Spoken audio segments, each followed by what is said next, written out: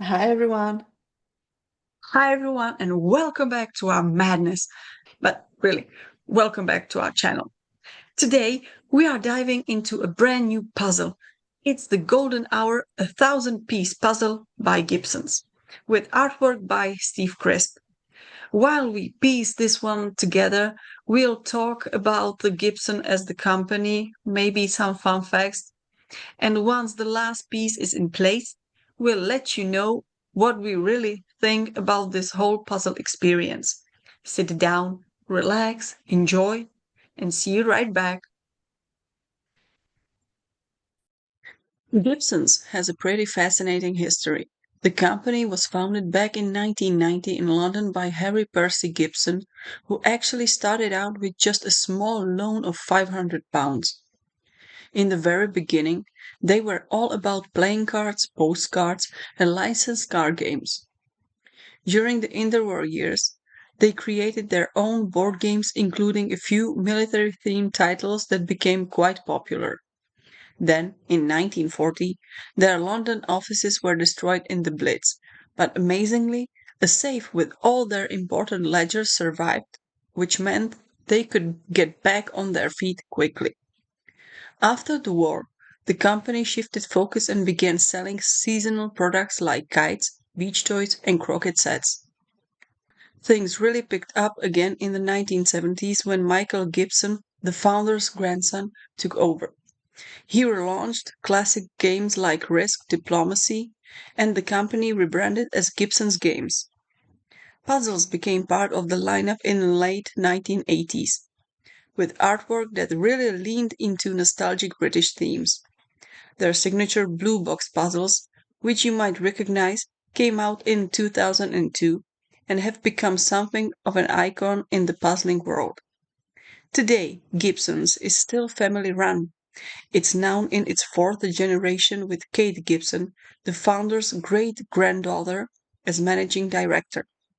Under her leadership, they've grown internationally, even expanding into the US through Barnes and Noble, and they reached nearly £6 million in sales in 2024. One of the coolest things about Gibsons is their sustainability push. Since 2019, they've been working hard to make their products more eco-friendly. They cut out plastic shrink wrap, switched to biodegradable seals, and even redesigned their packaging to use less material. Many of their products, including their Little Gibson's children's range, are now completely plastic free. In 2025, all of that effort was recognized with the King's Award for Sustainability. In terms of puzzles, they have a wide variety, from the classic blue box range with British nostalgia to the wide logo collection with a more modern, design forward look, and even special lines like piecing together, made for adults with dementia. They also offer personalized puzzles where you can use your own photos. So, what do puzzlers think?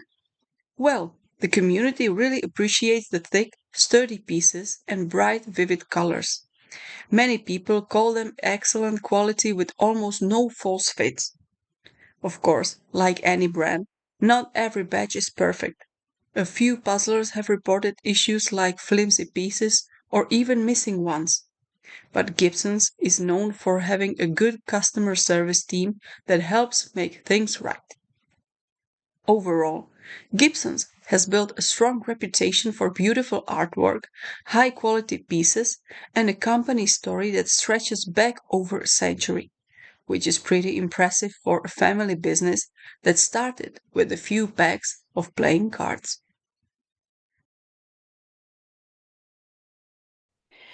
This puzzle from Gibson turned out to be quite an unexpected journey, and I'm not sure if I want to repeat.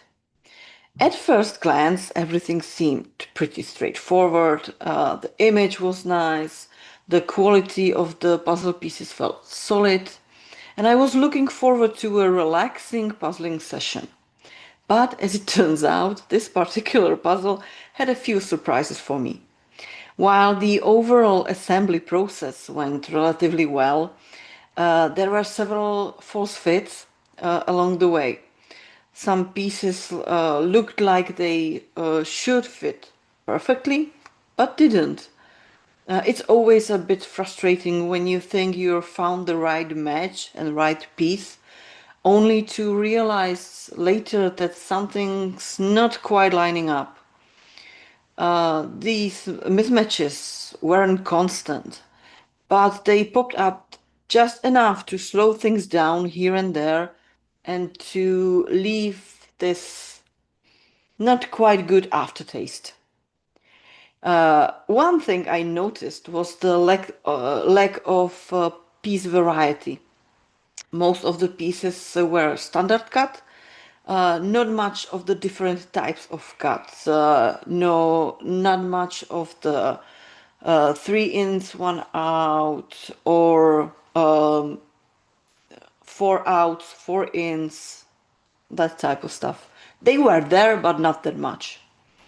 I'm not sure if this is typical for all the Gibson puzzles or just this one particular, but it definitely made some sections a bit more challenging, especially when you're dealing with the larger section with the similar color or texture.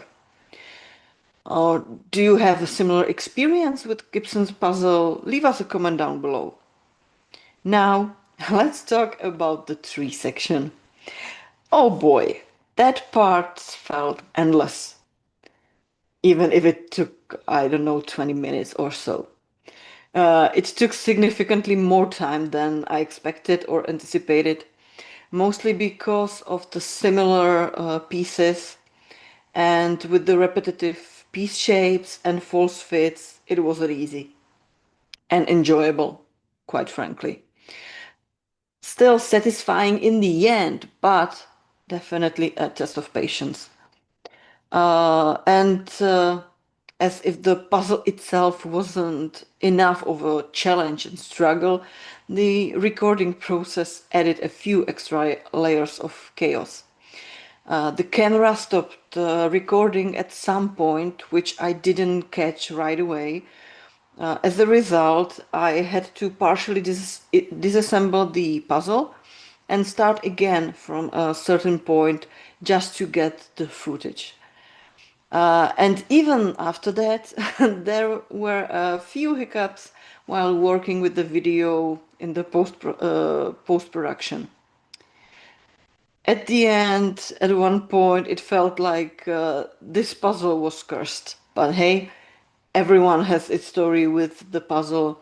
Despite the setbacks, I made it to the finish line, and fingers crossed everything will work smoothly on the YouTube. Leave us a comment if you have any experience with this puzzle or this puzzle brand. Leave a like, subscribe to our channel. Thanks for joining us on this chaotic or little chaotic journey, and stay tuned for more puzzle experience and adventures. Happy puzzling, everyone! Happy puzzling, everyone!